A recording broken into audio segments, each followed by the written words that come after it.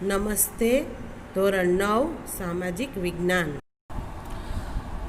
આજે 15મો પાઠ જળ પરિવાહ. એમાં આપણે બ્રહ્મપુત્ર નદી પ્રણાલી એની આપણે ચર્ચા કરીએ. તો બ્રહ્મપુત્ર નદી છે એ અહીંયા તિબ્બતનો આ જે પ્રદેશ છે, તિબ્બત પાસે આવેલું અહીંયા માનસરોવર આવેલું છે. તો માનસરોવર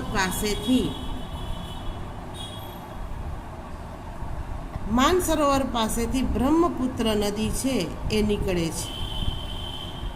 હિમાલયની જે પર્વત શ્રેણી છે એની બરાબર સમાંતરે ચીનમાં આ નદી આગળ વધે છે. હવે અહીંયા માનસરોવર હિમાલયમાં આવેલું છે. કૈલાસની જે પર્વત શ્રેણી છે એમાં માનસરોવર આવેલું છે. તો માનસરોવરની પૂર્વમાંથી તથા સિંધુ અને સતલજના મૂળની નજીકથી આ બ્રહ્મપુત્ર નદી નીકળે છે.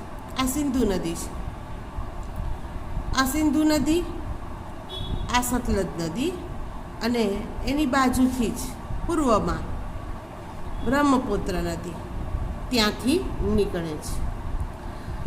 બ્રહ્મપુત્ર નદી મોટે ભાગે આ ચીન છે, ભારતની ઉપર અહીંયા ચીન આવેલું છે અને માનસરોવર છે એ ચીનમાં આવેલું છે.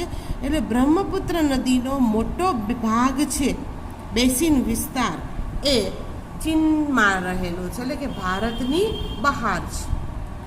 આ નદી છે એ માનસરોવર પાસેથી નીકળે છે. બરાબર આ હિમાલયની અહીંયા જે પર્વત શ્રેણી આવેલી છે એને સમાંતરે આ નદી પૂર્વ તરફ, ભારતના પૂર્વ ભાગ તરફ આગળ વધે છે. અહીંયા બ્રહ્મપુત્ર નદીને ચીનમાં સાંગપોના નામથી ઓળખવામાં આવે છે. ચીનમાં એને સાંગપો નામથી ઓળખાય છે. પણ ભારતમાં પૂર્વ બાજુ એ વહી અને આ જે યુ આકારનો, અહીંયા આ યુ આકારનો વળાંક લઈ અને આ જે ભારતનો આ પૂર્વનું જે આ રાજ્ય છે અરુણાચલ પ્રદેશ, એમાં એ પ્રવેશ કરે છે. યુ આકારનો વળાંક લઈ અને ભારતના અરુણાચલ પ્રદેશમાં એ પ્રવેશ કરે છે. હવે અરુણાચલ પ્રદેશમાં, આ અરુણાચલ પ્રદેશ છે આટલા ભાગમાં, તો અરુણાચલ પ્રદેશમાં બ્રહ્મપુત્રાને દિહાંગ નદીના નામથી ઓળખવામાં આવે છે. અલગ અલગ રાજ્યમાં બ્રહ્મપુત્રાનું નામ અલગ અલગ છે. અરુણાચલ પ્રદેશમાં બ્રહ્મપુત્ર નદીને દિહાંગ નદીના નામથી ઓળખવામાં આવે છે. એ સિવાય લોહિત અને કેનુલા જેવી અન્ય શાખા નદીઓ એને અસમમાં, અસમ છે, અરુણાચલ પ્રદેશમાંથી પસાર થઈ અને ત્યાર પછી એ અસમ રાજ્યમાં પ્રવેશ કરે છે. અસમ રાજ્યમાં એ પ્રવેશ કરતા એનો જે પ્રવાહ માર્ગ છે એ બદલાઈ જાય છે. અસમમાં તે પશ્ચિમ તરફ આ રીતે વહે છે. બ્રહ્મપુત્ર નદી પશ્ચિમ તરફ વહે છે અને પશ્ચિમમાં તેને અસમની લોહિત અને કેનુલા બે શાખા નદીઓ એને અહીંયા મળે છે. અને ત્યાર પછી અસમમાં પ્રવેશ કરતા એને બ્રહ્મપુત્ર નદીના નામથી ઓળખવામાં આવે છે. તો આ જે બ્રહ્મપુત્ર નદી છે એ નદીમાં દર વર્ષે પૂર આવે છે, કારણ કે ચોમાસામાં પુષ્કળ વરસાદ આ વિસ્તારમાં પડે છે.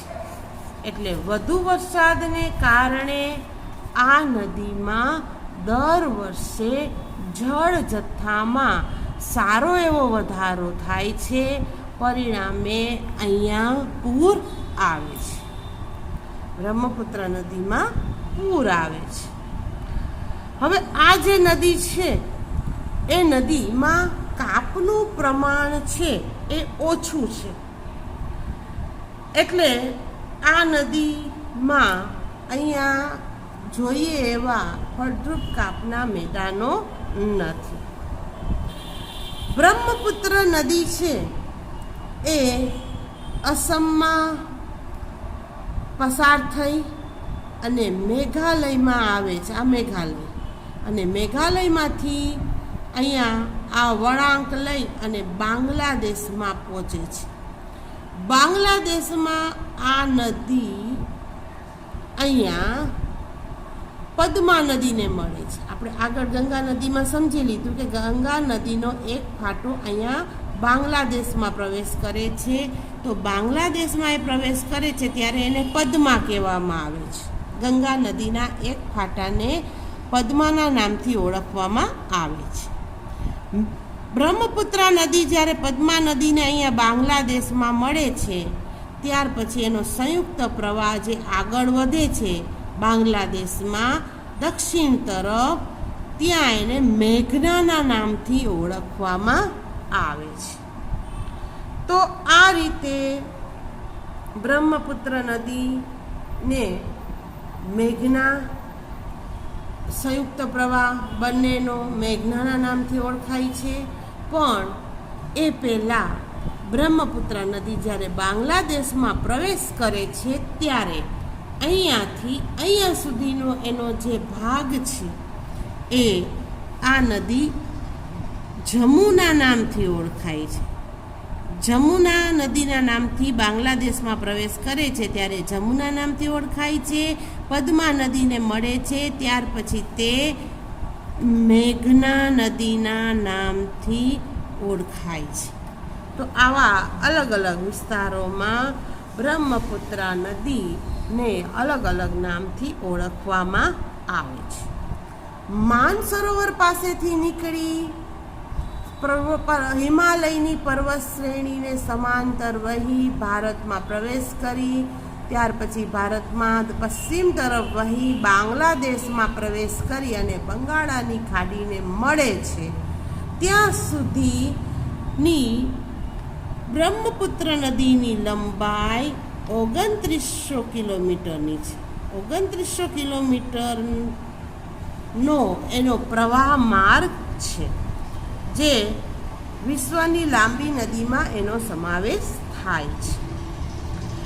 બ્રહ્મપુત્ર નદીના પ્રવાહ માર્ગમાં અહીંયા કાપ ઓછો છે, છતાં પણ અહીંયા નદીની વચ્ચે માઝુલી નામનો એક નદીય ટાપુ આવેલો છે, જે વિશ્વનો સૌથી મોટો નદી ટાપુ છે.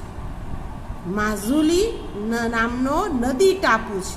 દરિયામાં જેમ ટાપુ હોય ને એમ નદીમાં પણ અહીંયા ટાપુ આવેલો છે, જે પૂરના મેદાનોને કારણે, કાપ પથરાવાને કારણે આ ઘણા વર્ષોની પ્રક્રિયા દરમિયાન બન્યો હશે અને આજે એ વિશ્વનો સૌથી મોટો ટાપુ છે. તો આ જે બ્રહ્મપુત્ર નદી છે એ અસમ અને અસમમાં આવેલી એની જે શાખા નદીઓ છે એને મળે છે ત્યારે એનું જે સ્વરૂપ છે, નદી આકાર છે, એ ગુંફિત સ્વરૂપમાં જોવા મળે છે. અસમમાં આ જે ભારતનું અસમ, મેઘાલય આ જે રાજ્ય છે એ વિશ્વનું સૌથી વધુ વરસાદ આપતો પ્રદેશ છે. એટલે અહીંયા સૌથી વધુ વરસાદ પડે છે, પરિણામે અહીંયા ખૂબ જ કાપ હોય છે, અહીંયા નિક્ષેપ પણ વધારે થાય છે. આ નદીમાં રેતીના પ્રમાણમાં પણ ઘણો વધારો થાય છે, પરિણામે ધીમે ધીમે સપાટી ઊંચી આવે છે. હવે જેમ જેમ કાપ પથરાતો જાય તેમ તેમ જમીનનો ભાગ ઊંચો આવતો જાય છે, પરિણામે બ્રહ્મપુત્ર નદી છે એના પ્રવાહ માર્ગમાં પરિવર્તન જોવા મળે છે, એટલે કે ફેરફાર જોવા મળે છે. ક્યારેક તે આ ભાગમાં વહેતી હોય એનો ફાટો, તો ક્યારેક આ બાજુ જતો રહે, કારણ કે જે બાજુ ઉચ્ચ ભૂમિ હોય એના ઉપર નદી છે એ વહે નહીં. જ્યાં નીચાણવાળો ભાગ હોય ત્યાં વહે, કારણ કે અહીંયા દર વર્ષે પૂર આવે છે એટલે કાપ પથરાય છે. પરિણામે અહીંયા જમીન સપાટી અમુક જગ્યાએ જ્યાં વધુ કાપ પથરાયો હોય ત્યાં ઊંચી આવે છે, એટલે બ્રહ્મપુત્ર નદીનો પ્રવાહ માર્ગ બદલાઈ જાય છે. તો આ રીતે આખી આપણે બ્રહ્મપુત્ર, તેને મળતી નદી, બ્રહ્મપુત્રના જુદા જુદા વિસ્તારોમાંની જે નામ છે એની આપણે ચર્ચા કરી. નમસ્તે.